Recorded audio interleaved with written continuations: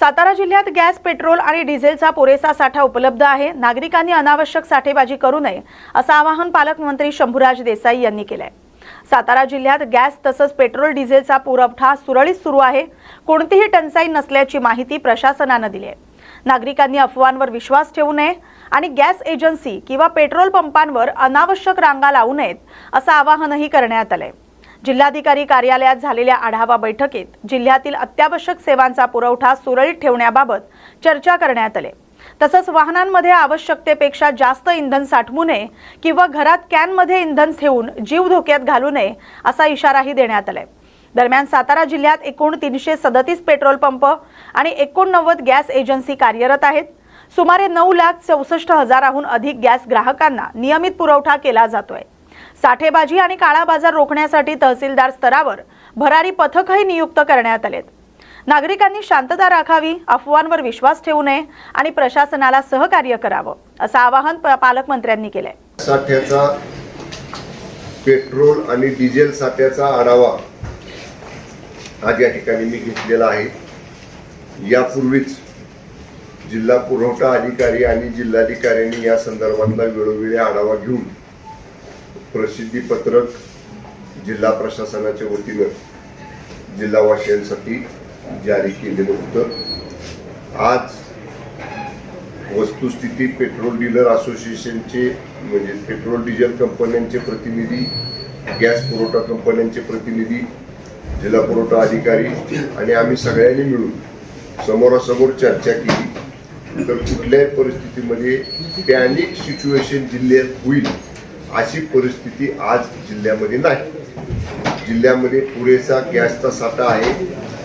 आपल्याला जो गॅस रिफ्युएल म्हणजे रिफिलिंग करून मिळतो तो या बाजूला मिरजमध्ये आहे आणि या बाजूला वाईमध्ये आहे। दोन्ही कंपन्यांच्या अधिकाऱ्यांशी मी समक्ष आज बैठकीमध्ये बोललो।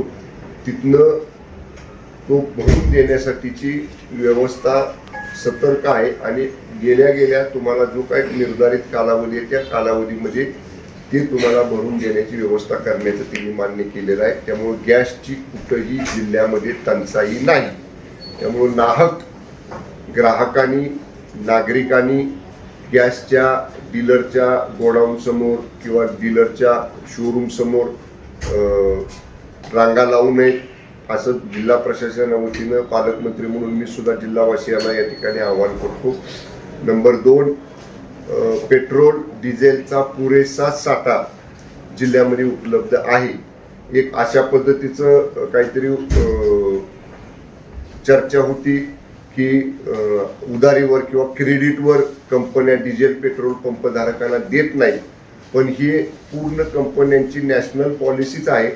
तरी सुद्धा आपल्या रिजनलच्या अधिकाऱ्यांनी सांगितलं की एक दिवसाचं क्रेडिट आमच्या कंपन्यांनी द्यायचं केलेलं, म्हणजे सकाळी जरी वाहन भरून गेलं लोडचं संध्याकाळपर्यंत किंवा दुसऱ्या दिवशीपर्यंत जरी आम्हाला ते पैसे आमच्या डीलरकडनं आले तरी त्याच्यासाठी आम्ही अडवत नाही। त्यामुळं डिझेल, पेट्रोल याचा सुद्धा पुरेसा साठा आपल्या जिल्ह्यात लागणार तेवढा आपल्याकडे उपलब्ध आहे। कुणीही नाहक ओव्हर पेट्रोल भरू नये। माझी जिल्हावासियांना विनंती आहे, 1-2 किस्से आपण टीव्हीवर पाहिले, जास्त 2 चाकी गाडीमध्ये पेट्रोल भरलं आणि त्याचा भडका झाला।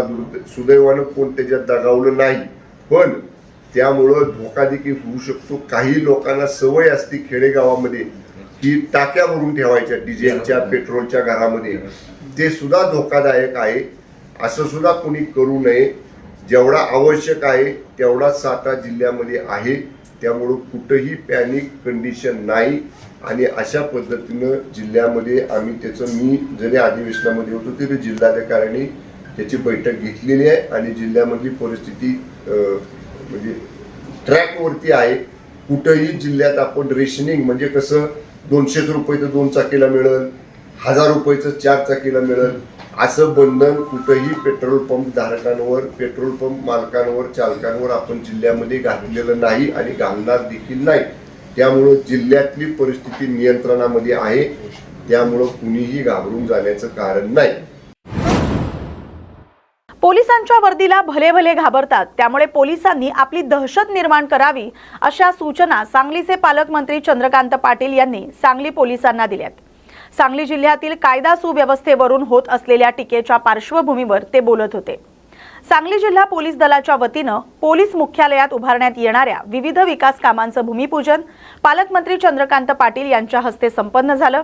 त्यावेळी बोलताना मंत्री पाटील यांनी सांगितलं की सांगली पोलीस दलाला आवश्यक त्या सर्व सुविधा उपलब्ध करून दिल्या जातील. आता सगळ्याचे नियम झाले ते आता मी इथे सांगत नाही. मी पुन्हा एकदा पोलीस डिपार्टमेंटला जी रिक्वायरमेंट असेल ती नवीन वर्षाचा निधी पण आता 1 एप्रिलनंतर येईल. त्यात आणखीन काही गोष्टी लागल्या तर त्या आपण पूर्ण करू, पण दुसऱ्या बाजूने रिझल्ट्स पण चांगले मिळाले पाहिजेत. थोडंसं असं वातावरण निर्माण होत चाललेलं आहे की सांगली जिल्ह्यामध्ये कायद्याचा धाक राहिला नाही की काय. मला हे मान्य आहे की अशा सगळ्या गोष्टींमध्ये तुम्ही अलर्ट आहात, होऊ नये म्हणून प्रयत्न करतात, झाल्यानंतर पकडता आहात, चार्जशीट लवकर सबमिट करत आहात, लवकर निकाल लागेल असं बघता आहात, त्यातून दहशत निर्माण होईल किंवा पूर्वीसारखं राहिलं नाही, आपल्याला लगेचच शिक्षा होईल, हे तुमच्या प्रयत्न चाललंय, मला मान्य आहे.